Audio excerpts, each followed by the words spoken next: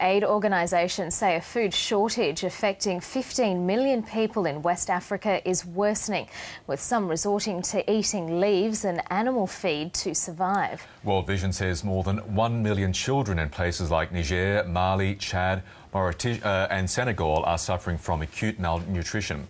Adele Sarkozy works for World Vision, and she told me via webcam from Dakar that drought and poor harvests are especially bad.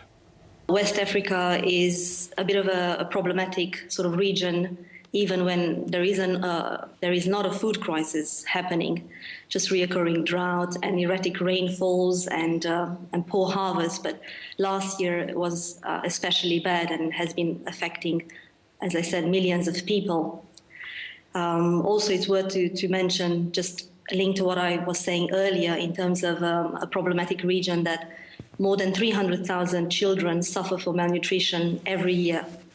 Now, because of this escalating food crisis, we're looking at 1 million children being severely malnourished and 2 million children being moderately malnourished at this stage. So the situation is dire and is getting worse. And our call for action is really that we need to act now before the situation gets worse, which is predicted to happen. You say this part of the world has long had problems. Why is it so particularly bad at the moment? Well, there's a number of factors. I think I mentioned earlier the reoccurring drought, the lack of rain, the poor harvest last year. But it's also an increase of a high food price at the moment. I mean, in the communities that we're working with in Mali, in Niger, for example, there's been reports of food prices increasing from one week to another from 10 to 30%, and staple food prices have doubled compared to last year. But there's also insecurity, the insecurity sort of factors there as well, with the unrest in Libya and the Ivory Coast last year. A lot of migrants have returned to Niger, for example, in a number of countries in West Africa. We see also the unrests in the north of Mali, which led to 130,000 people fleeing or being internally displaced. And those who have fled externally are settling on the border of Niger or Mauritania.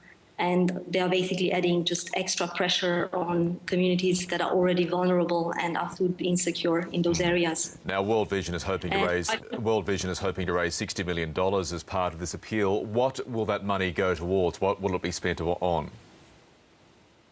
Well, the 60 million is looking to help 1.1 million people in 5 countries where we work, and that's Niger, Mali, Mauritania, Chad, and Senegal. These are the most vulnerable we have identified in our communities. We are looking at the short-term response, of course, which is activities focusing on helping children who are malnourished, so that acutely malnourished, so that situation doesn't deteriorate any further. Also, food distribution, which is in terms of food for work or cash for work activities, which is in partnership with the World Food Programme. We are, of course, looking at longer-term solutions as well, disaster risk reduction interventions, smaller projects that have started already, for example, cereal banking or setting up of vegetable gardens, which have been making a huge difference in Niger. We literally, the communities that are already benefiting of these programs, they show a huge difference compared to those ones that don't have access to these programs. Water is a huge issue in these countries, so basically facilitating them having access to water and using that for production of food has made a big difference visually as well. You're talking about the landscape, which is bare, desolate, and then you reach almost like a pocket of heaven, of oasis in the desert, where women are able to grow vegetables which they can consume or can sell and buy other food supplies.